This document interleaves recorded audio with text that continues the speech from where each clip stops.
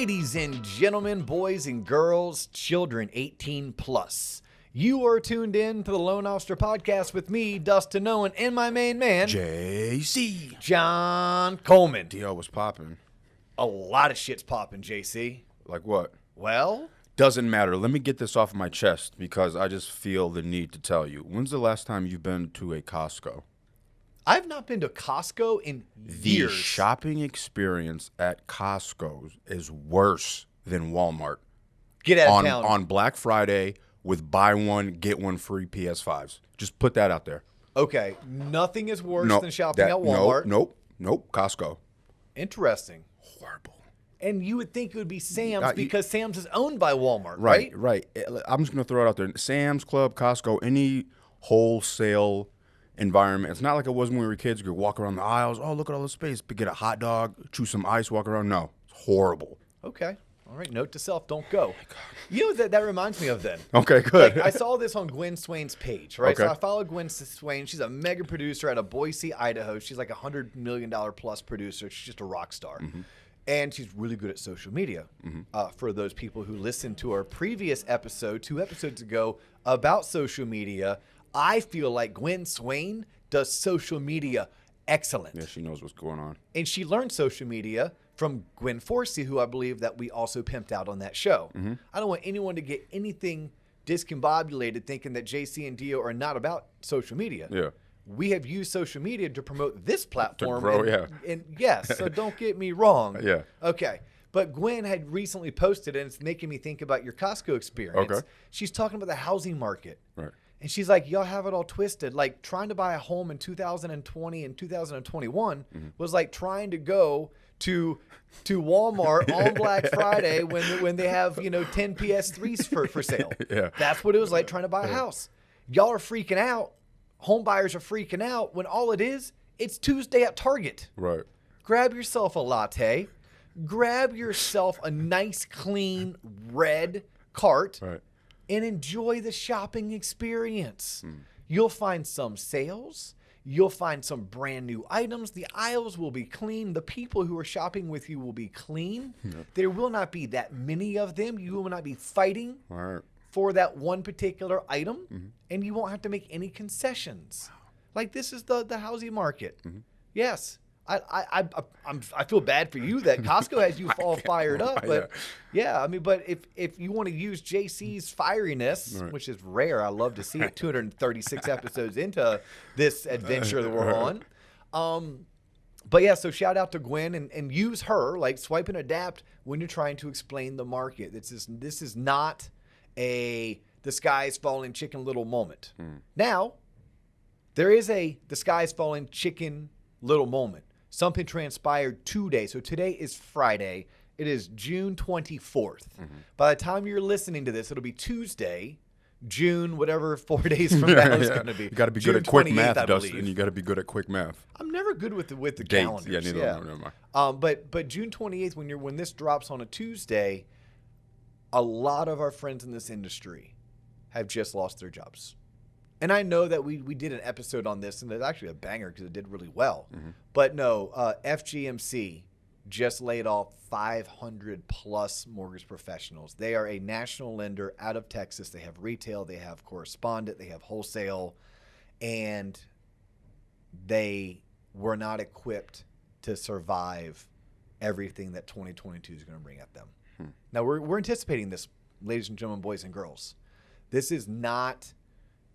and it should not be catching anyone off guard, but it's definitely sucky for those 500 plus individuals because they have families and bills that are relying on them. They chose that company. They enjoyed working there. So as a industry, the good news is we should be able to absorb the majority of them.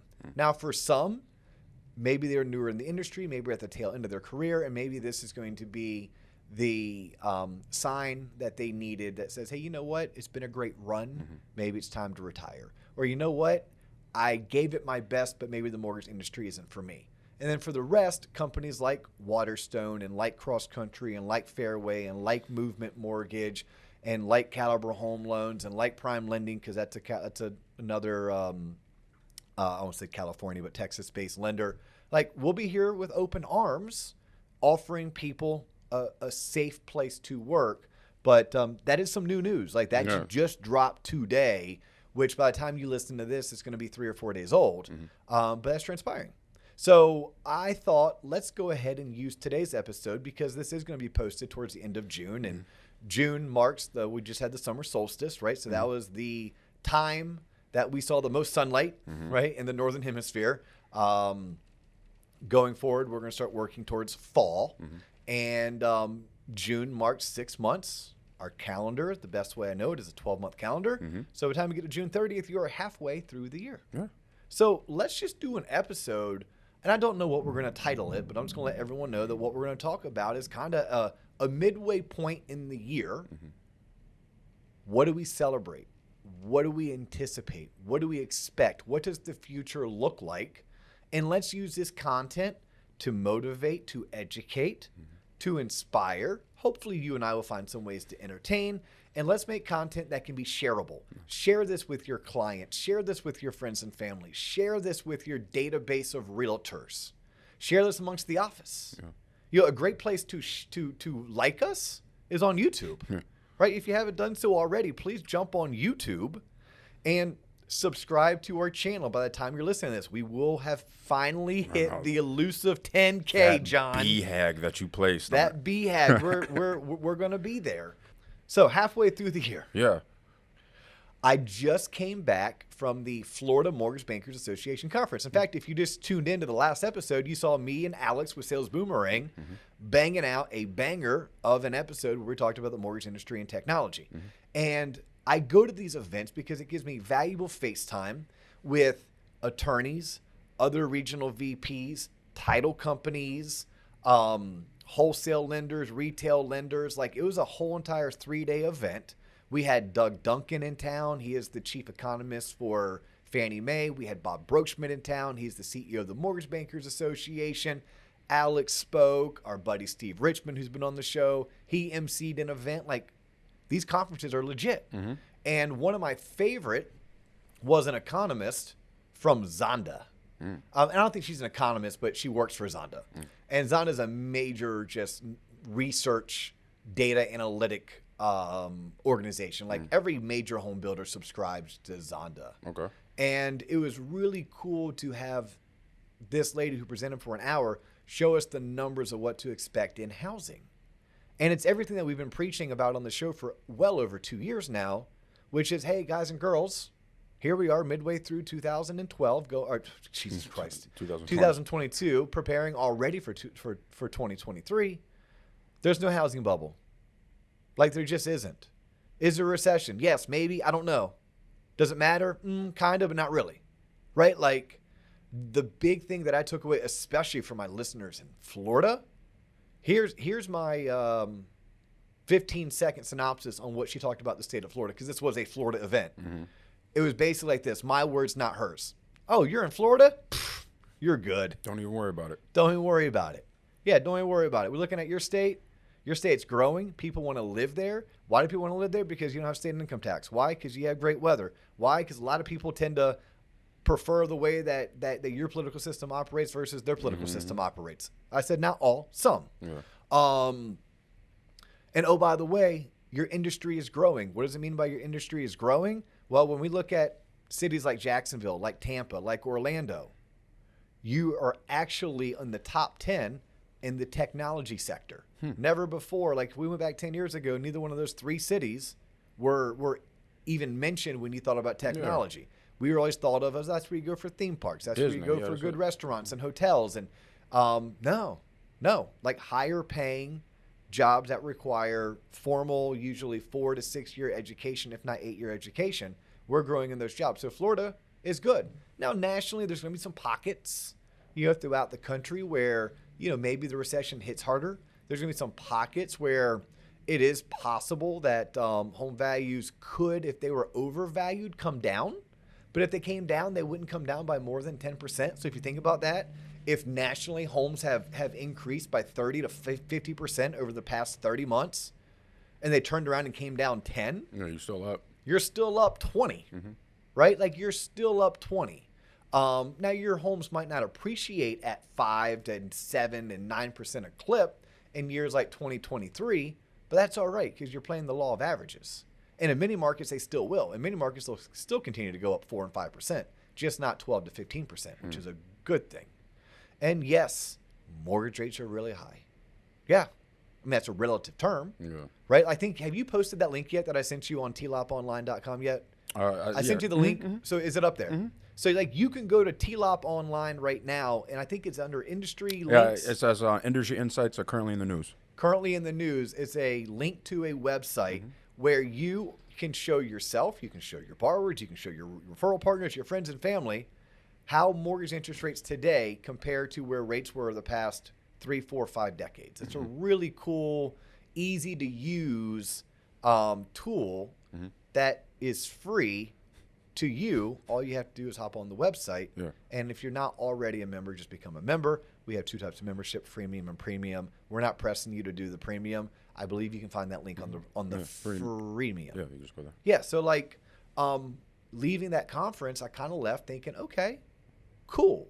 Now, we talked about technology all throughout the conference, and I think you did a clip really well said from Alex with Sales Boomerang, and Alex is a technologist. Like, that's his background. He's only been in mortgage for 5 years. He's been in technology for 15, 20 years.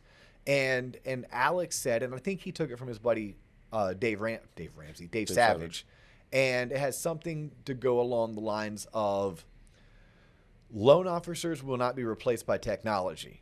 Loan officers will be replaced by loan officers who leverage and use technology. Right. And so we talked a lot about that at the conference, right? We talked about ways to become more profitable because the mortgage industry, this is the year that we're being taught a hard lesson, right? It's kind of like that. I don't know if this ever happened to you, John, but it happened to several friends of mine. Several friends of mine in the good old days, they didn't do well in school. Parents got their grades, and the parents were like, it ain't going to work. So, John, you want to continue to get grades like that? You want to continue to put in minimal effort in school? Cool. I have an idea. I'm going to show you and teach you how to work hard physically because obviously your grades are pointing you in direction where you're probably not going to be able to go to college, and you're probably not going to be able to sustain a job that's going to require you to use your brain, show up on time, be organized, be a creative thinker, et cetera, be a problem solver, et cetera. So, and my buddy Brooke just told the story at lunch today. His mom legit, when that happened, for 90 days, every day when he came home from school, he had to go dig a ditch for 1 hour in his backyard. Damn. Yeah, she said, look, if you're not going to get good at school, you're going to get good at manual labor because I'm not supporting you. Right. So when you're 18, I need you to be able to understand, like, this is what you have to do. You have to be physically strong enough to go out and do that. Right. So that's a similar lesson to what the mortgage industry is going to be learning or is learning. We got to get good again. We got to get good at running a profitable business. Like, and this is everyone. Like, this makes me think of that episode we did in the early years with Louis Valsaint. Shout out when Louis. When he talked about being an entrepreneur. I'm talking if you're the first person, the last person hired, and you're hired to be the assistant to the assistant, and they have you working the phones and greeting the UPS driver and the DoorDash driver. Yeah. Okay, you need to be thinking about a way that you can bring value to your organization. Processors, underwriters, closers. What can you do to help your organization streamline their processes? How can you close more files in less time and not require any overtime so that you can become more productive and you can help your company's bottom line? Loan officers, the same thing, like over and over. Like, that was a big message coming out of this conference. It was technology, it was consumer experience, it was profitability. Right. Those are going to be able to make it. Those are not going to be able to make it. It's funny. I was sitting around a table at a happy hour. Shout out to National MI and all of our friends over there. Like, literally hung out with Millen, Wreck-It Ralph. Try to get Wreck-It Ralph on the show. Our buddy Mark Evans, Courtney Keaton. By the way, she's not related to Michael Keaton, although I kept on asking her if she was. I'm sure I'm leaving someone out, but Robert They throw one of the best parties at the Florida NBA. So I'm sitting around a table, and you're talking shop when you go to these events, right? Like that's why I go. That's why my wife doesn't go. My wife's like, yeah, you go because I don't want you to come home and talk shop. Right. So we're sitting around, we're talking shop, and there's like 4 of us. We all do about the same thing. We all run some form of production in an independent mortgage bank or a mortgage banker. And we're talking about, oh, yeah, great opportunities. Oh, yeah, our company's profitable. Oh, yeah, this is the best growth we've seen, which, by the way, I 1,000%, especially after leaving this conference, 2022 is going to be, we're 6 months into the year, we got 6 months to go, is going to be the best year we have seen for growth, whether you're a loan officer, whether you're the president of the company or somewhere in between. For those of us that have the right business model who are profitable, this is going to be the best opportunity. If you are a regional manager and unfortunately something like the FGMC goes down, you now have that many displaced loan originators and branch managers and regional managers that if they're attracted to you and your values align with their values, you now have an opportunity to provide comfort and security to someone who's displaced. Those opportunities weren't happening the previous 2 years. If you're a loan officer and another loan originator gets out of the business because it became too hard, because they became too tired, because they gave up, they have realtors and builders that they currently are in relationship with. They are now orphaned. You now have that opportunity. If you're out there making your sales calls and you're networking and you're attending the various happy hours and industry functions, and you're letting it known that you're hungry and aggressive and you're looking to bring value, this market right now is going to bring you the best opportunity as people get out of the business, right? Because this FGMC thing, it's real. And this is the first major player. It's not the last. Mark my words. You think it's the first domino to fall? Yes. Yes. This is going to be a major year. It's not going to be a 2008. It's going to be a major year for failures and forced mergers and acquisitions. Forced meant I have 2 choices: shut down or hurriedly find someone to acquire me or to merge with me. Like, even if it means I'm selling them my assets on pennies on the dollar if I'm the owner of that company. And so anyhow, back on my story, we were sitting around, as 4 of us, and I won't name the other 3, but we're all like, oh yeah, not us, not this, not that. And because we all are like, salivating at the opportunity, both as loan officers to go out there and build new relationships, as well as leaders looking to provide stable employment and career opportunities to displaced mortgage professionals. And I was like, yeah, I don't know. One of us might not be here.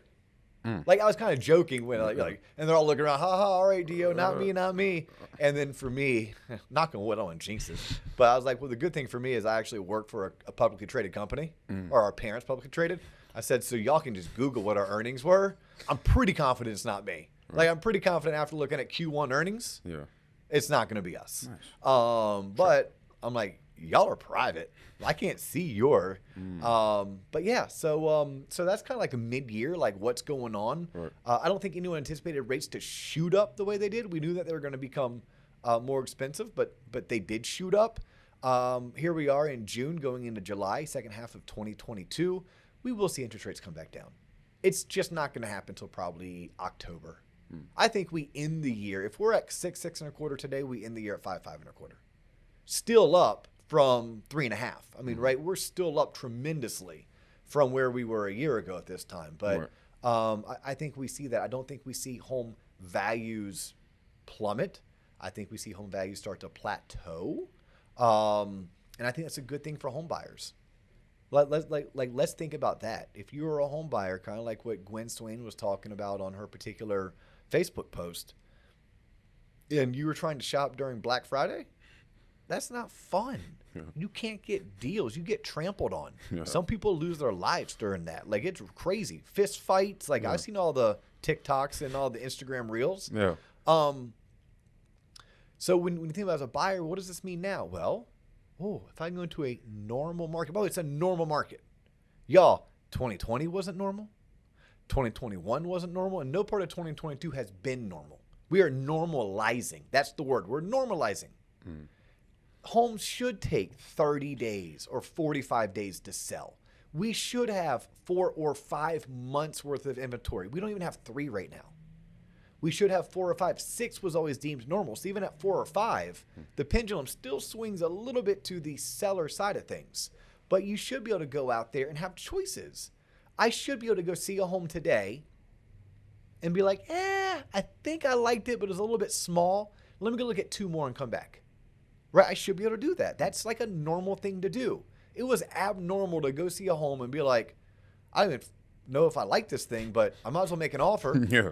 I'm one of 7 people. Yeah. I'm one of 17. Yeah. Maybe I should offer $20,000 over appraised value. Maybe I should think about waiving my inspection and my appraisal. Maybe I should think about paying the seller's closing cost. Like, that's stupid. Yeah. That's Black Friday shopping. We don't want a Black Friday shop. Yeah. Right? No, we want to shop at Target a Tuesday with a latte in our hand. Yeah. So I think it should be celebrated as we go into the back half of 2022. Let's celebrate that our buyers get to have this type of shopping experience where maybe they can negotiate. The seller contributes towards my closing cost. Wow, novel concept. Hey, John, I'm willing to pay you full ask, but I'm going to want you to kick back 3% of that sales price to cover my closing cost. Basically, it'd be like me saying, hey, John, I'm offering you 97% of your ask. Mm-hmm. I think getting 97% of my ask is pretty freaking good. Mm-hmm. I should be able to go look at properties. I should be able to get an inspection. I shouldn't have to pay more than appraised value. Mm-hmm. So, I think that part should be celebrated. Here's something else, and I'll shut up if you want me to. If you have any questions, just kind of raise your hand. Yes, Professor. And let me know. Yeah. No, you got it. I saw this on all over social media. Marry the house, not the rate. Mm-hmm. Marry the house, not the rate. And I loved it. I was liking all of it. Like. By the way, I still never called one of those people to ask them to do a loan with me or for me. Right? Like, all I did is like their stuff. Yeah. Could I tell you who posted it? Probably not. Yeah, right. Probably not. Mm-mm. Yep, I just saw it. I liked it. And I moved on. Keep it moving. But shout out to Gwen again. Mm-hmm. She comes back after like a week of this because this thing's gone viral and everyone's sharing it, right? Mm-hmm. In their own swipe and adapt type way. And she was like, I don't agree with that. I don't agree with marry the house, not the rate. I was like, well, where's she going with this? And she basically, my words, not hers, because I'm going to swipe and adapt now. But, to her, the house is one stop on this adventure we call life. It's one of the destinations. So you definitely date the rate. They're 100%. Mm-hmm. The rate you get today is the rate that we needed to get your loan approved. We will every year look for a better loan product for you and a better interest rate. So we're dating. This is not a serious relationship. Mm-hmm. But if you're comfortable with the payment and it gets you into the home that you want to own, let's go with it. We're going to get it locked in. And if and when rates get better, which, by the way, my guess would be 12 to 18 months from now, they're going to get better. Like, I've already thrown it out there. I think in 6 months they may be getting better. But I'm saying, like, possibly back into the 4s in 12 to 18 months. Let's go ahead and get you whatever loan works best for you today that you qualify for. That's the whole date, the rate. Mm-hmm. But marry the home, and I agree with Gwen. Marriage is kind of a real deal for everything. For most people. Mm-hmm. For 50% of the people. Right? So I don't think we marry homes. I think we lease in a way homes. Like, not a lease like, oh, I'm going to go rent it, because people do that as well. Right. But it's just more of it's a destination. Mm-hmm. Right? It's like, no, this is my home for now. So when I even look at the house, I need to look at the house itself. Does it fit into where I am in the season of life that I'm living? My first house on Bubbling Brook, it fit what I needed. I purchased that home in 2004. It was the first home that I ever purchased. I had a baby on the way. Well, I didn't, but my wife did. And I agreed to help raise my child. So we did, I guess. We had a baby on the way. It was 1,400 square feet. It was 3-bedroom, 2.5 bath with a nice backyard for our big dog. It worked for us until it didn't. Baby 2 came along the way, and then my oldest kid was going into kindergarten, And we said, you know what? We want that forever neighborhood. And by the way, forever for us was literally a 12 to 15 year decision. Forever meant we could raise our children there until they went off to college. Yeah. So we purchased that home 11, 12 years ago. And that home is going to fit our need for approximately 16 years. That's the season we're in. So the first season was newlyweds with a baby on the way, or it could be young professional. The second season was, this is my second home. This is where I'm going to raise my family. The third season is going to be empty nesters. The fourth season is going to be retirement. So at least in my lifespan, at a minimum, I'm going to own 4 homes. So to Gwen's point, and I agree with Gwen, I don't even think that we marry the house. Yeah, I think we kind of, I don't even know what you call it, borrow it. Yeah, right. You know, to me, it's an adventure. So this is just one of my destinations. Kind of like when I graduated college, my girlfriend at the time, she's now my wife, we backpacked Europe. It was a 23-day adventure, right? We went to London, London to Paris, Paris to Barcelona, Barcelona to Geneva, Switzerland, Geneva, Switzerland to Berlin, Berlin to Amsterdam, Amsterdam back to London, and then home. To me, buying a home is a similar adventure, right? So even when you're making your decision based on financing, not only are you dating the rate, but you're not even really marrying the house. So that's something that as we go into 2022 and we're either the home buyer, and you're listening in because someone forwarded you this, thank you. By the way, we have 230 other episodes, some of them just as good as this, some better. But yeah, it's like these are certain things that we definitely want to have people like consider when they're going into it. But like as an originator, once we can get through the gut punch, kick to the balls of having the rug pulled from underneath us, right? The rug was rates went from 3 to 6, like overnight. Now it's time to start embracing this old normal. Let's get away from new normal. Let's call it the old normal. The normal. This is what it was like in 2013, 14, 15, 16, 17, 18, 19. Like this is what we're in. 2020 wasn't normal. 2021 wasn't normal. No part of this year has been normal, but we're trying really hard to get there, right? But that pendulum is swinging back into the right direction, and then it's going to settle in. What we have to do, and this is specifically for realtors, specifically for home sellers, specifically for mortgage loan originators, if we want to thrive in this old normal, we have to go out and find people who don't remember the old new normal, right? Who are people who don't really remember 2020, 2021? Do you have an idea? People who never bought a house. People have never bought a house before. I don't know how it's supposed to go. Is this how it always is? I don't know. This is Yeah. my first time, so I guess it's supposed to be like this. Yes, that's exactly what we have to do. And the good news is the largest population boom that had happened since the baby boomers, right? Baby boomers were people born for the most part in the late 40s, mid 40s, all the way through like late 50s. Was the next biggest, or maybe even bigger, was the millennial generation. These folks are all starting to turn 33, 34, 35, 36 years old. That is the average age of a first-time home buyer. So these are the people that they don't know that rates aren't supposed to be 6.5. Yeah, that's all they know. Yeah. Yeah. They don't know that a $2,400 a month payment is ghastly to someone who was raised in the 90s and graduated college in the early 2000s. Yeah, good point. You know, all they know is that, look, to go rent an apartment is $2,100 a month. Got to live with it. That's just the way it is. That's what I know. Yeah. Literally, it's all I know. Right. Kind of like, the kid like me born with no teeth. What's it like having no teeth, Theo? I don't know. I only know what it's like to wear a prosthetic starting in first grade. Right. The guy born with one arm. Doesn't know the difference. Right. So it's our job as marketeers and self-promoters and advertising men and women. Let's get out there and let's find and embrace and educate and build trustful relationships with those that this is the market that they know, and let us be the ones who teach them. And then let's guide them. Let's answer their questions. Let's help them get approved, and let's keep on moving forward. Well said, Dio. Yeah, how are we doing on time right now, I John? don't know, probably 30-something minutes, 35 minutes, 36 minutes. I don't know. Does it matter? I mean, not really. Right? So I mean, I kind of know the two guys who run the joint around here.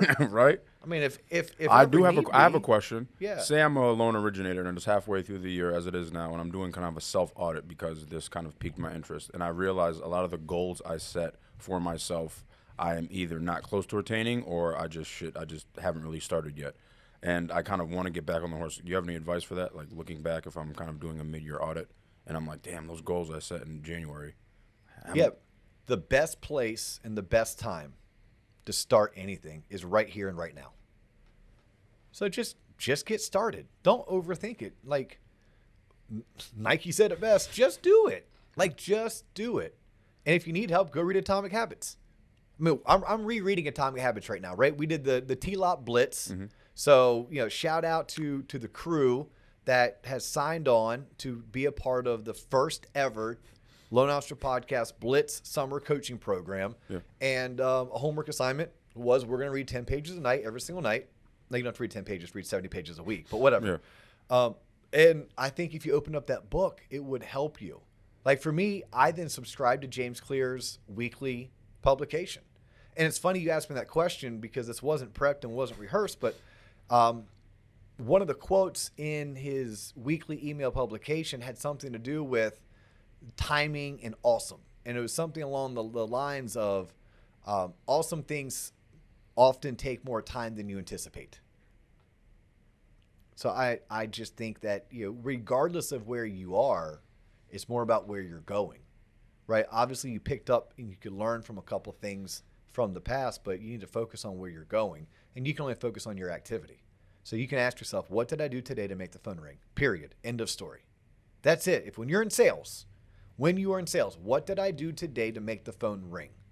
What did I do today to procure a lead? Nothing else is more important than that. Nothing.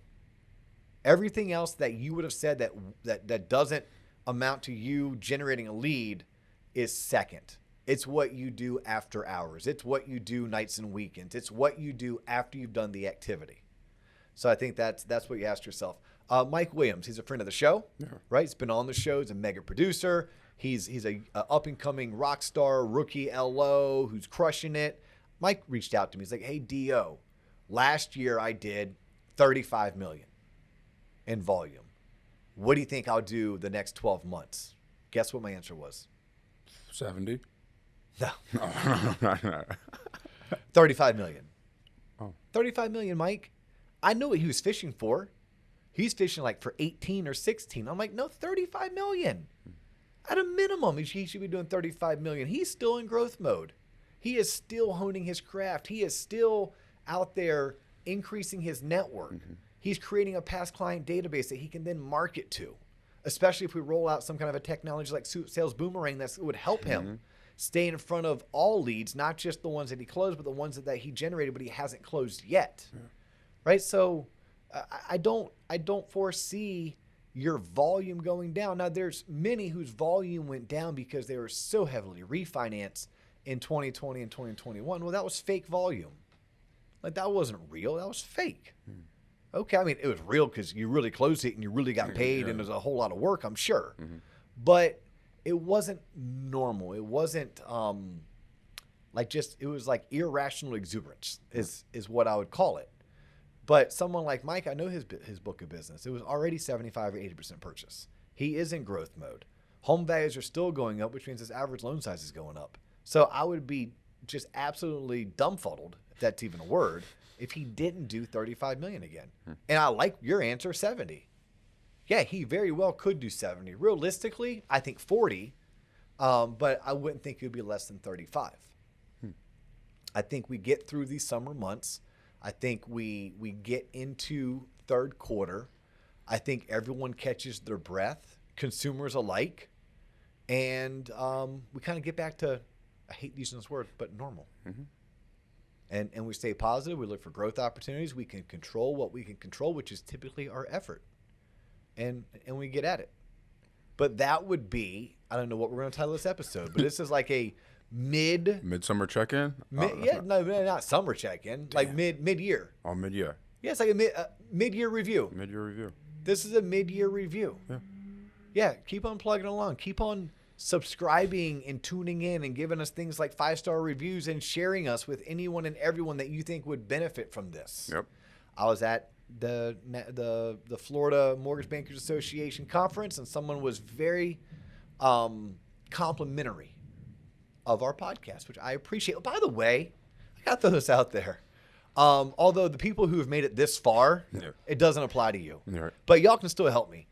Do you know how many people, whether I was at the NBA in Washington, D.C., or I'm at an NBA conference in the state of Florida, and they walk up and like, oh, I love your podcast. I'm like, gosh, thank you so much. It means a lot that you watch it, which it does. It really does. It's what John and I use to keep us going.